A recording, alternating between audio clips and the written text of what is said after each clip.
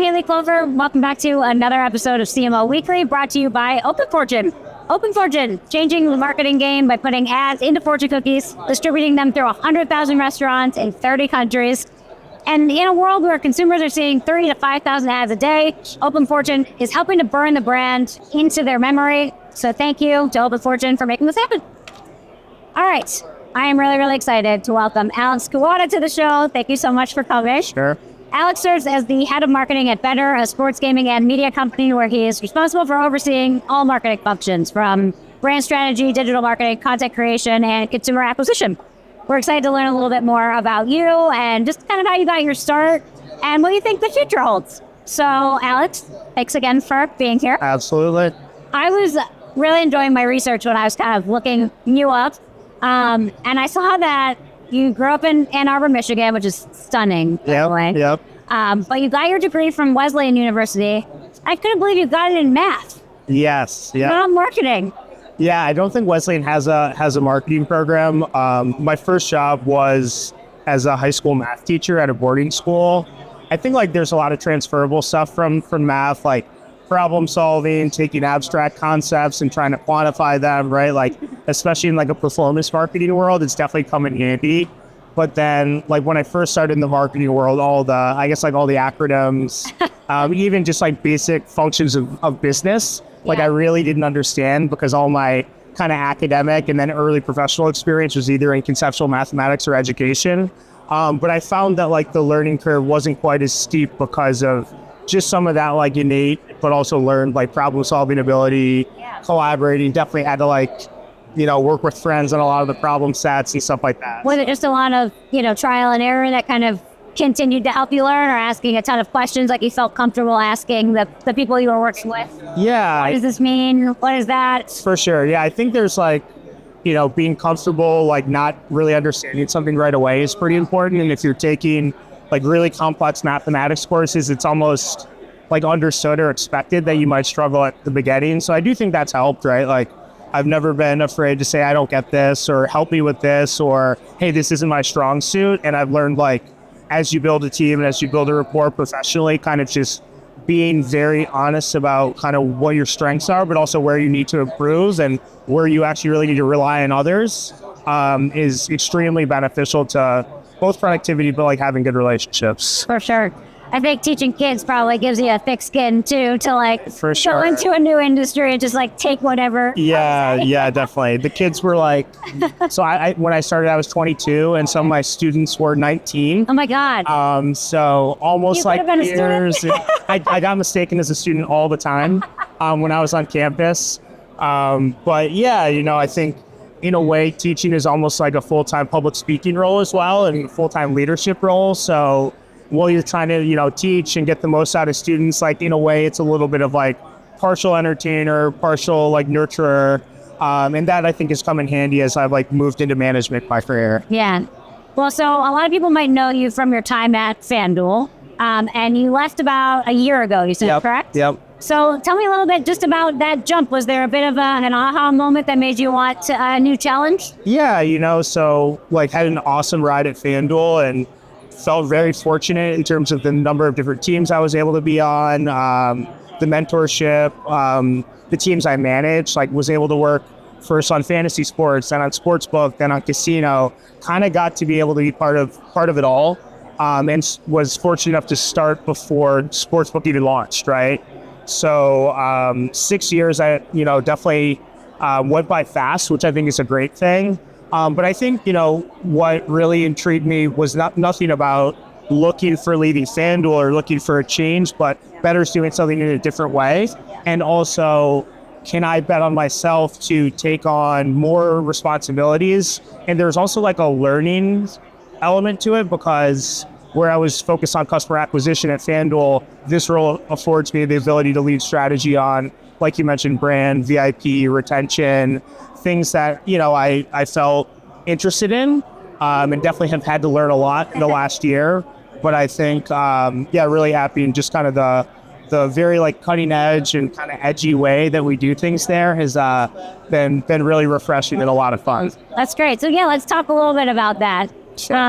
What are, some of those strategies that you're super excited about or that you find do make a difference when you all are thinking about whether it's the content or, everything you kind of just mentioned? Yeah, for sure. I mean, I think, right, like Betr was kind of founded with two companies within one, right? There's the media side, kind of with Jake Paul as the face of that, and then the co-founder, as well as the gaming side, which started as a micro-betting sports book, and then now we're in the daily fantasy space, and we have ambitions to continue building more verticals into our gaming app, right? So I think there's this constant, I guess, just tone of like innovation and trying the next thing and trying to do something that nobody else has, right? Like, so instead of a traditional marketing campaign, right, what if we put 3 content creators and told them they have to stay in a casino in Vegas for 48 hours straight, and the 2 that last the longest get to go to the Super Bowl,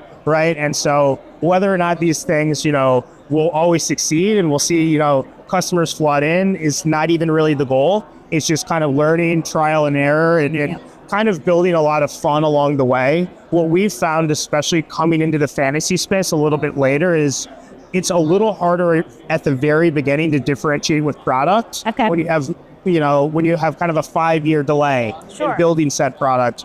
We feel good, I'd say, like in the next year or two, that we'll actually have those product differentiators. But at first, it was really about like the fun, kind of join the team. I think, one of the things is like we wanted to be like kind of like the group chat. And we did see a lot of, and have seen a lot of real stickiness of people who they just like the brand and they find it to be a lot of fun. And I think seeing ourselves as more of an entertainment company versus just a sports gaming company has allowed us to kind of toy with things that maybe others wouldn't find logical, I guess. I think there's a lot to be said about loyal customers too, because, those people are so likely to refer their friends and talk about it on social media and just like out in the world. And that type of loyalty, at least from, the companies that I follow, seems to be sometimes more important than just getting those like random one-off customers that are coming in and maybe taking advantage of an offer or something that's for sure out in the universe.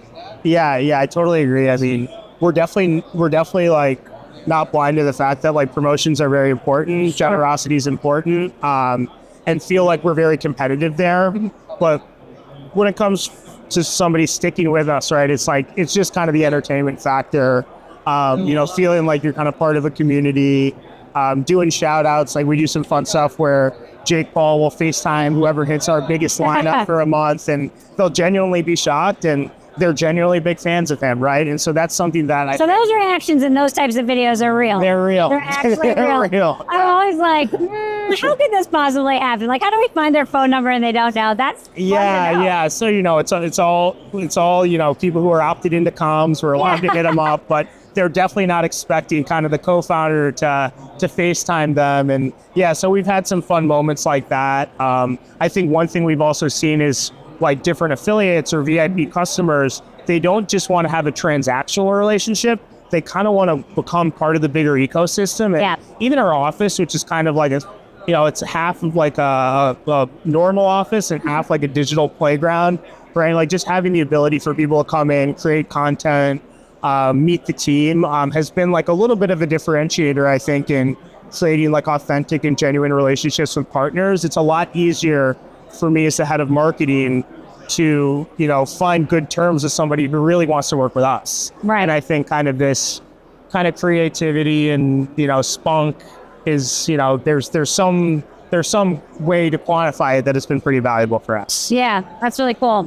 When you took over, these new responsibilities, moving into a head of marketing position and kind of learning all of those new, things that you were talking about, just different areas of marketing, was there one that you took to right away that you loved? And then was there one that, you thought you maybe would love and you ended up like, it's okay, it's not maybe as fun as you thought it would be? Yeah, it's a good question. I would say one thing that I found really interesting that I didn't work on a ton at FanDuel is just like kind of really the math problem behind bonuses and generosity, making sure that you're giving the right promotions at the right time, and that you're doing so from kind of a very product-led and very segmented way, right? Like that's kind of like the math background on me really enjoys that, and really kind of clean cut ways to A/B test and kind of do all these experiments. Like that's something that I've really gravitated towards and really enjoyed, and just kind of getting these clean reads and then moving on to the next test. Has been a lot of fun. There's an answer to that. Yeah, and then I think maybe on the side where like even though I'm doing this, like when you work at Betr, there's a lot more like, hey, do you want to be in like a paid ad? Sure. Do you want to create content for the day? And like, like I'm a little bit older. I've never really been like too much on TikTok versus some of the others. So I will say sometimes like in the warehouse or at these parties or whenever it's filming content, like I feel a little awkward on camera. And so I would say I've been very content not to be one of our content creators, to kind of be behind the scenes. But it is interesting because versus a much bigger company that's much older, kind of everybody's always like liable to have a camera in their face just pop up. And they show up on our page or they show up on a TV ad 3 weeks later. So I would say not the most, I'm a little camera shy in that sense. Okay. Because we have some camera shy at all. Right, but but we have some hilarious content creators, so I kind of let them do their thing. Sure. Try to stay in the background. That's funny. Before we get to our fast question round, tell me just a little bit about your leadership approach. Has it been tougher than you maybe thought it would be to kind of create a team that you feel is firing on all cylinders and has good communication skills with each other? Yeah, I mean, I think one thing about working at a startup, right, is like, you really want the org structure to be horizontal, right? Like it's very cliche, but an idea, like everybody needs to be generating ideas for every part of the business, right? So how do you create a culture where like somebody who works on the marketing side has a product idea, or somebody on the product side says, hey, you should make an ad about this, right? I think we've cultivated a pretty good culture of that. I don't think that it's been challenging.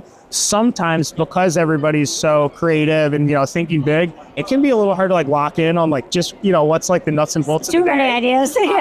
And how do we like kind of really, I guess, how do I not like stem any of the creativity and curiosity, but you got to do the nuts and bolts stuff on a daily basis. But really happy with the team that I like largely inherited, and some of it that I've built on my own. I think the leadership style is just like kind of goes back to when I was a teacher and I was only 3 years older than the students. Like I'm not going to be overly disciplinarian.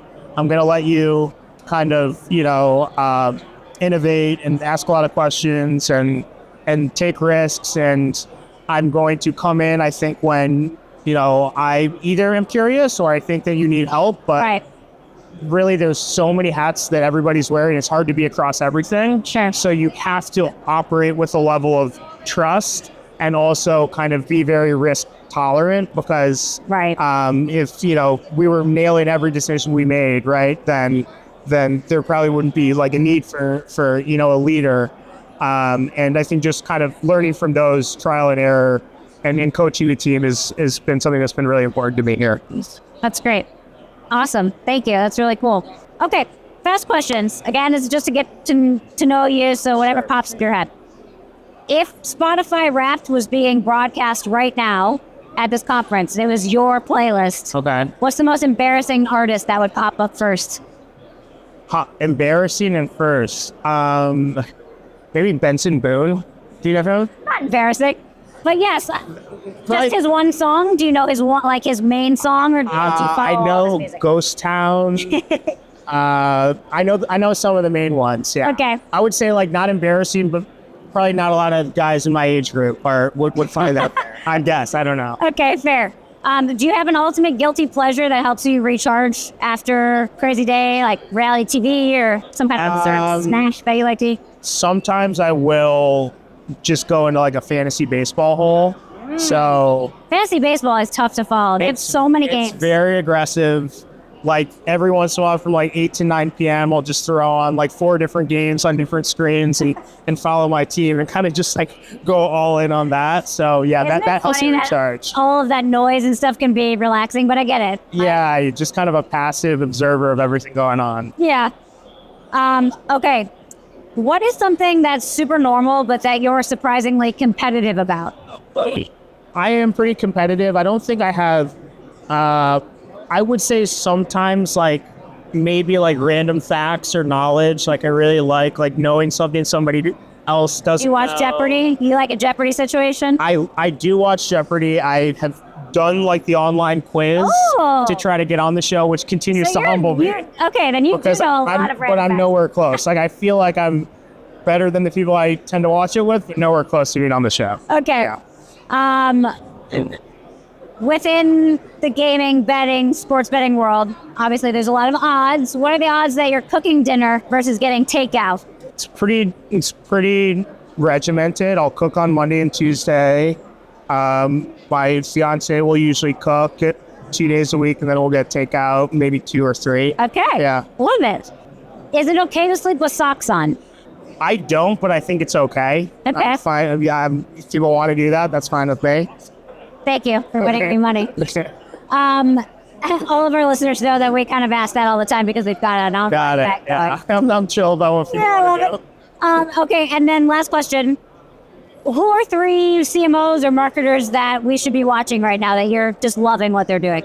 That's a great question.